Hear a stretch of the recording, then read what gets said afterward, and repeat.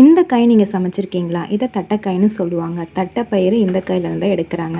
இந்த காயில் ஒரு பொரியல் எப்படி செய்யலான்னு பார்க்கலாம். முதல்ல இந்த காயை இந்த சைஸுக்கு கட் பண்ணி தண்ணியில் போட்டு வச்சுக்கோங்க. தாளிப்புக்கு 10-15 சின்ன வெங்காயம், 4-5 பல் பூண்டு, கொஞ்சம் கருவேப்பிலை, 3 வரமிளகாயை மிக்சி ஜாரில் போட்டு ஓரளவுக்கு கொரகொரப்பாக அரைச்சி எடுத்து வச்சுக்கோங்க. இப்போ கடாயில் கொஞ்சமாக எண்ணெய் சேர்த்து எண்ணெய் சூடானதுமே கடுகு உளுந்தம்பருப்பு சேர்த்துக்கோங்க. கடுகு வெடித்ததுமே நம்ம எடுத்து வச்சுருந்த அந்த பேஸ்ட்டை எண்ணெயில் போட்டு பச்சை வாசனை போகிற வரைக்கும் நல்லா வதக்கி விட்டுக்கோங்க. 1/4 டீஸ்பூன் மஞ்சத்தூள் சேர்த்துக்கோங்க. அதையும் ஒரு பிரட்டிக்கோங்க. இப்போ தண்ணியில் போட்டு வச்சுருந்த காயை இதோட சேர்த்துக்கலாம். தேவையான அளவு உப்பு போட்டு காய் வேகிறதுக்கு தேவையான அளவு தண்ணீர் ஊற்றி மூடி வச்சு ஒரு 20 நிமிஷத்துக்கு காயை வேக வச்சு எடுத்துக்கோங்க. தண்ணி எல்லாம் சுண்டி காய் சூப்பராக வெந்து வந்துருச்சு. ட்ரை பண்ணி பாருங்கள். எப்படி இருக்குங்கிறத கமெண்ட்டில் சொல்லுங்கள்.